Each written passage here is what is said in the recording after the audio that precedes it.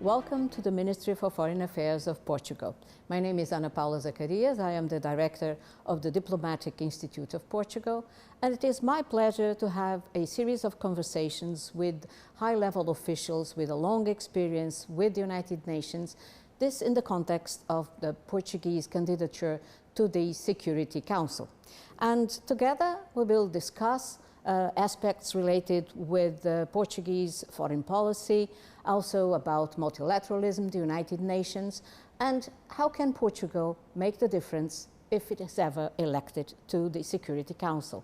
So today I have with me Ambassador Florbela Paraíba. She is the director of the Portuguese Cooperation Institute, a diplomat with a large career in development and international cooperation. Ambassador Florbela Paraíba entered the ministry in 1996. She served in Dili, in Timor-Leste, Washington, and United Nations in New York. She also worked in the Portuguese embassies in Brasilia and in Rome, and served as ambassador in Dakar. Among other positions, she was advisor of the Minister for Foreign Affairs and Chief of Staff to the Executive Secretary of the Community of Portuguese-speaking countries. Since 2024, Ambassador Florbela Paraíba is the president of the board of Instituto Camões, the Portuguese Institute for International Cooperation. So thank you very much, Florbela, for being with us this afternoon. With all this experience, how do you see the international context in this moment? Is multilateralism in crisis? The UN just turned 80. Is the UN still relevant? How do you feel? First of all, thank you so much for having me today here with you. Yes, I would say that there is crisis, but you know, as they say, whenever there is a crisis, there is also opportunity. And so I see that we may talk of very different challenges, increasing challenges in what regards security, in what regards the climate change effects, in what regards the threats and also the opportunities posed by technology. But we also are very aware that we can improve, that we should improve, and that multilateralism is something that we cannot do without. So we need, and this is the moment where we can really recognize that there are challenges. These challenges cannot be faced by one nation alone, one region alone, and so we need to collectively step up the game and come up with the solutions. And of course, recognizing that there is growing rivalry, there is growing geopolitical tensions, there are new challenges. Technology, of course, brings us closer, but has other effects that are not even predictable. So we need to increase at the UN the effectiveness of our cooperation. We need to be seen and perceived as more legitimate. We need to improve working methods, but above all, we need to sustain and continue the efforts of the founding fathers and continue progress, because a lot has been achieved in these 80 years of the UN. Okay, well, so not really a collapse. We need to continue to work together. This is fundamental. For global challenges, we have to have global action somehow. But somehow you mentioned also a need for reform, some sort of reform that is needed in the institutions, making them more effective or more ambitious or eventually more inclusive. How do you see this reform of the institutions? Well, it's all that you said and many more things that we can do together. I think there is, the world is not the same as it was 80 years ago. So the world of 2026 is not the world of 1946. Things change. We all transform along our lives, and it's also natural that organizations also transform. And so, of course, we know that many regions, many countries want a seat at the table when they can express their opinions, that they can be seen and heard, and that there is this sense of inclusiveness broader sense of inclusiveness and representation. So we are very, as Portugal, we are very aware of this need to increase representativeness, legitimacy in the UN, and that also we can go on talking about the working methods, the reform of the Security Council. Of course, those are all very important issues to talk about, and that contribute to this sense that the UN is still relevant and that there are avenues that we can explore. I think also it is very important that countries such as Portugal are present, and the UN always brought this sense of predictability and rules. There is a rule-based order in the world, and the UN is the center of this. There are all new areas of international law that did not exist. And so when you talk about the law of the sea, this was developed at the UN. This is very important. It brings to the countries the sense that there are rules and the sense that there is, although sometimes these rules are violated, but there is not the sense of uncertainty that causes a lot of tension. There is not the sense of total impunity. And so these are, again, these values and these principles of, that the UN brings to the international community, that the UN brings to multilateralism are key. And of course, we need also to have regional organizations more present and more influential in the decisions. We also talk about, localized solutions to global problems. And so that is also very interesting, the way we can feed this line of thought and this line of action into the working methods and the deliberations of organs such as the Security Council, but other organs like the ECOSOC, the Peace Building Commission, and having them working together. Okay, yeah, so you're talking about more partnership and more capacity to work together amongst the different organizations inside the UN system and also with organizations outside the UN system. You also talk about the need for a broader dialogue, a more broad and inclusive dialogue with countries from the Global South, for instance, that feel they need to be more present. And also about transparency, this idea that we need to understand what's going on, so we need to have some sort of predictability for which international law is also fundamental. So do you think that Portugal can bring something in that line? Because we want to become a non-permanent member of the Security Council for the biennium 27-28. Why does this make sense for Portugal? What can we bring? What can we bring to the table? Is there something good that we can bring in? Well, Portugal can always bring good things to the table. I think there is this popular saying in Africa that says, if you want to go fast, you go by yourself, you go alone. If you want to go far, you go together.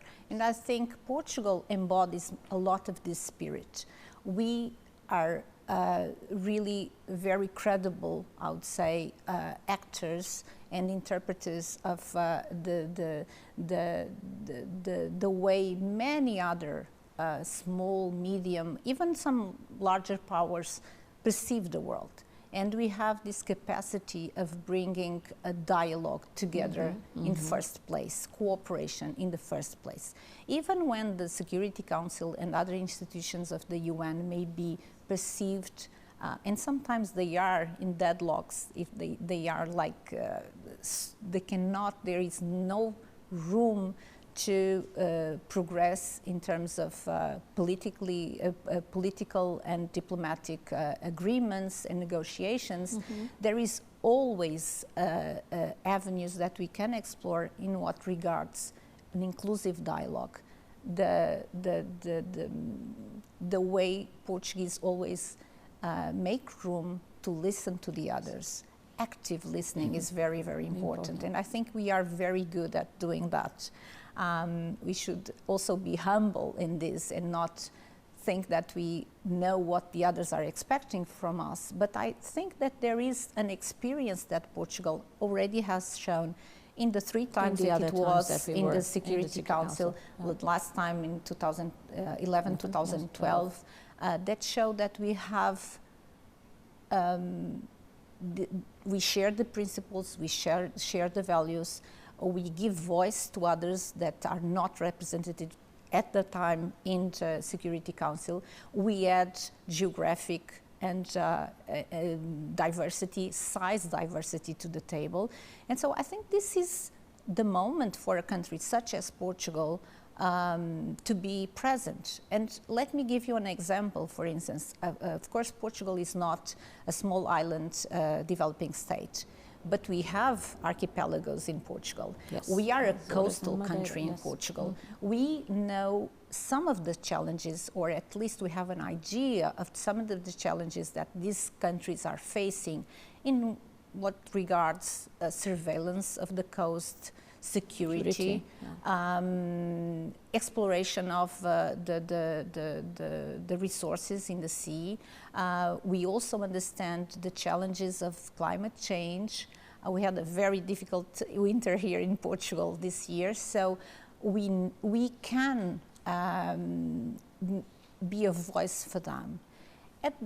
On the other hand, we also have a very broad and very long experience in sustaining internationally the defense and the protection of human rights.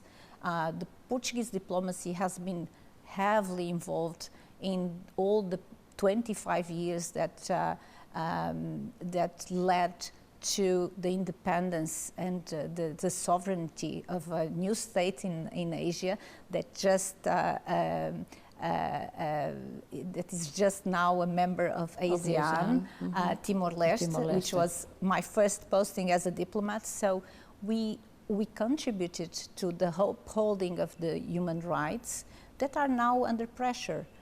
It's not only international law, it's also human rights at international level that are under pressure.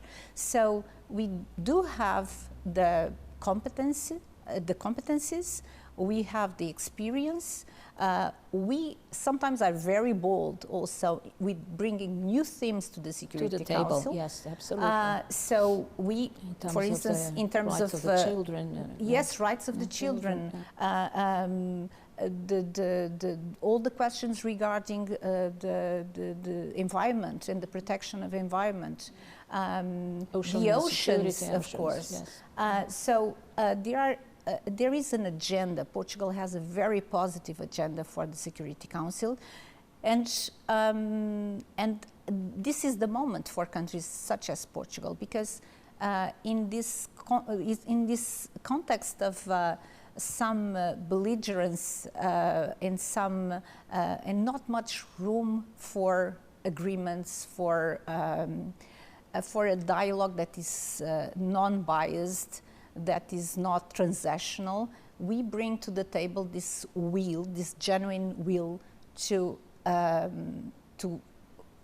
interact, to cooperate, to show solidarity, and to basically to go back to the values of the Charter, to go back to what is written and the intentions behind the creation of the United Nations, and say that even when we cannot go elsewhere, we can always move towards cooperation, promotion of development, promotion of fundamental rights, and also preparing for a world that we do not know. None of us know what the world will be in 80 years, or in 40 years, or even in 10 years. In 10 years, yes. So we need to be bold also, and to basically to use our experience to innovate, to be creative, and to look for the solutions probably where nobody else did before. And Portuguese people are very good at exploring new territories. New territories, without doubt. You mentioned then this connection, the interconnection between the three pillars of the United Nations, Yes. peace and security, development and human rights. You also mentioned a lot about cooperation, and that's your line of work now. Yes. Cooperation. So cooperation for development, for sustainable development. What has Portugal been doing in that sense? What has been our cooperation aimed at? I know that our ODA has had a very strong line on the social and economic rights, on areas that are fundamental for people, and that make this connection between human rights, development and security. Can you tell us a bit more about what is your current work and how does it impact on this question? Yes, of course, by all means, that's what we want to also to talk about. It's what the Portuguese cooperation does. And firstly, we have a strategy. We have a national strategy for cooperation that aligns itself with the Agenda 2030 of the United Nations, and of course the achievement of the SDGs. That is the main, I would say, the main goal also of our strategy.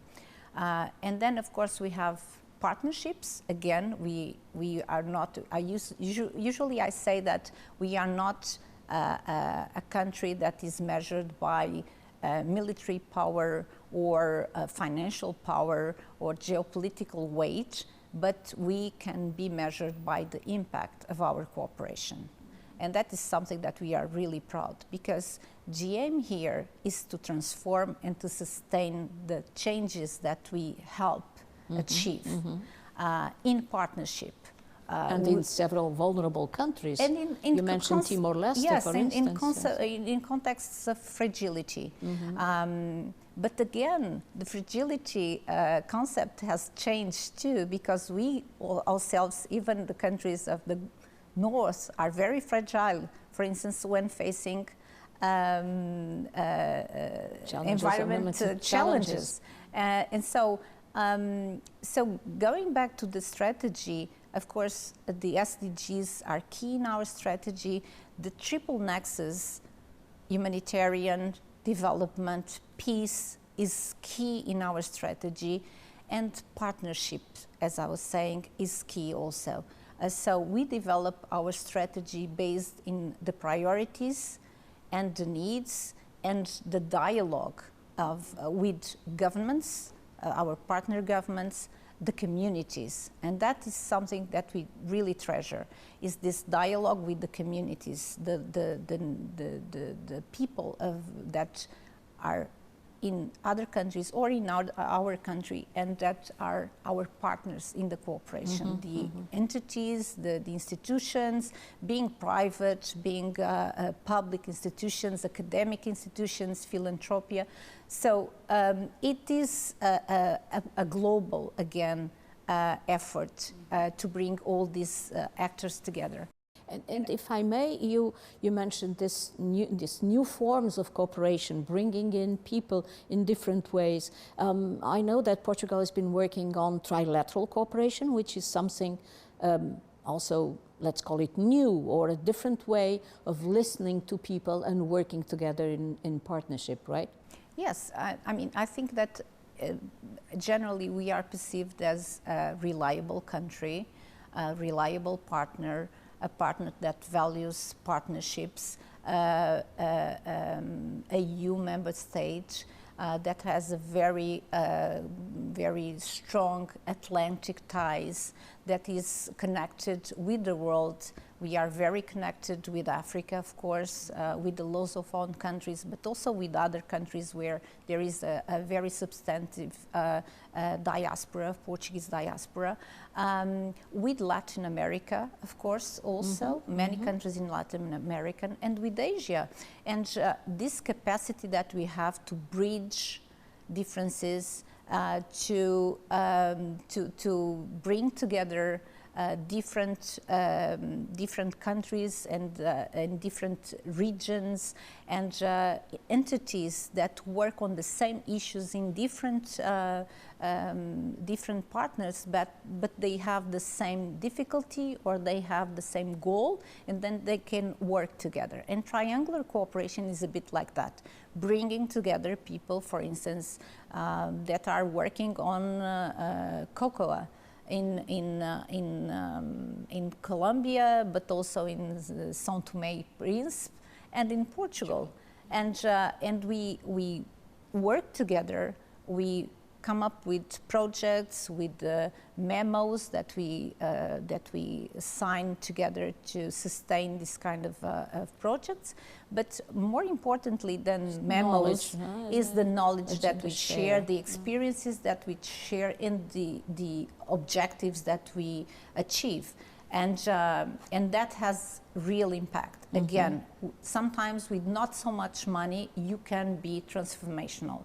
You can change the lives of the people in several areas of the world in a different logic that is not the logic of the North and the South.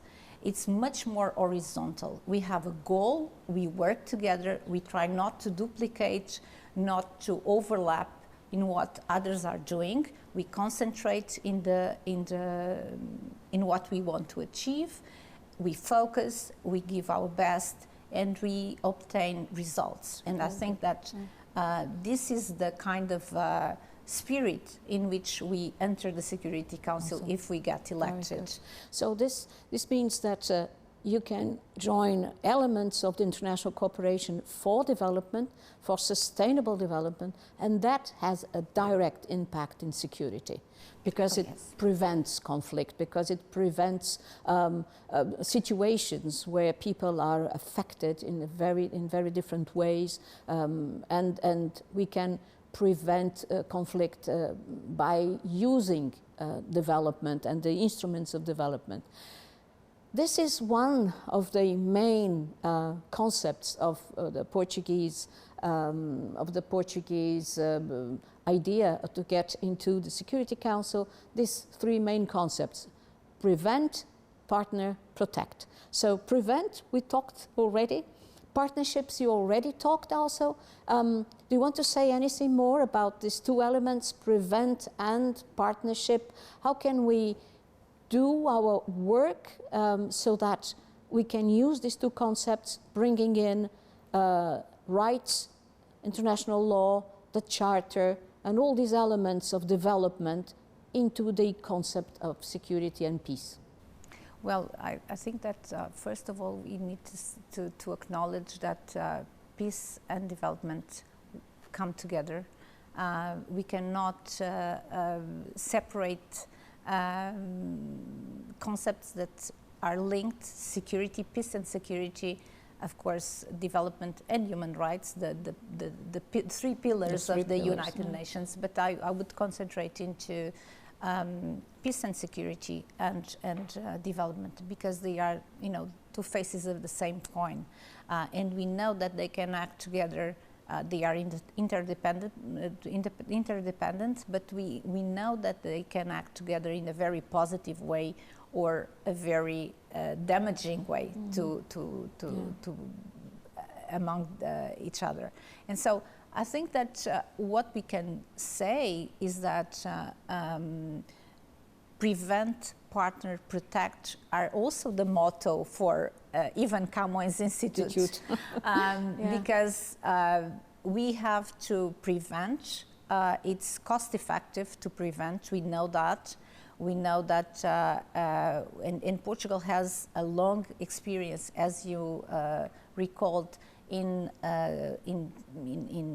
dealing with situations of fragility in several countries in the world, and also within our own society, because we also face inequalities. We also face the challenges that others may face in other parts of the world. So I think that this idea that that the challenges are a bit the challenges are common. Are common, yeah. and they can happen everywhere. It's something that that is fundamental. When we talk about partnerships, I know that Portugal has started a very interesting program of capacity building, and that Instituto Camões is founding those projects, right? Yes, yes. It's a project that will go beyond our campaign to the Security Council. So it's a project that will go until 2030. And the idea was to allow us to share our knowledge and experience in three areas that we find very useful for the future, for our common future, which are the oceans, the digital, and space, outer space. And these are fellowships that we offer in partnership with very well-known and internationally renowned institutions. And the idea is to offer and to share our knowledge in these areas with candidates that come from the SEEDs, the LDCs, and other partners that may want to also to gain experience and gain knowledge from us, but also share what they are doing in different areas. And I think these three areas have in common this idea of connecting the world. Absolutely, connecting the dots. Connecting the dots. So yeah. We need to do that and explore these new areas in a way that is that builds development, that strengthens development, not only in Portugal but in these other countries. And what we have been, and you have been following very closely also these fellowships, groups of fellows that come to Portugal. At the end of these activities that are about 1.5 weeks in Portugal, they come here, we open the doors of our institutions, we share our knowledge, and I think we also learn a lot. We also learn a lot. Yeah. And I think that by the end, it's not only what it was provided during these exchanges from the people that are experts and share their knowledge, but also what they learn from one another, from the contact between Fiji and Congo, between Portugal and St. Kitts and Nevis. Yeah. I mean, this is the idea behind the fellowships, and we do think that they are valuable. For us, they are valuable, and I think for these other groups are also and people are also very interesting. And SEEDs, LDCs, these are also in our strategic agenda as key partners. Africa is a key partner, and many times we know when we go abroad and we are in meetings that colleagues say, well, you have a very close relation that comes from history, from sharing the same culture, traits, for sharing the same language with these countries in Africa, in Timor-Leste. And this is a fact. But it's also geography. We also are very close to our neighbors in the north of Africa. Maghreb, Mashrek regions. And also with countries such as China, of course, where we still have a very ancient connection with Macau, in India, also in Venezuela, in South Africa, in Australia because of the diaspora, the communities of the diaspora, in the United States. And in particular, the Camões Institute, it is also not only an agency for development, but also a center for the promotion of Portuguese language and culture abroad,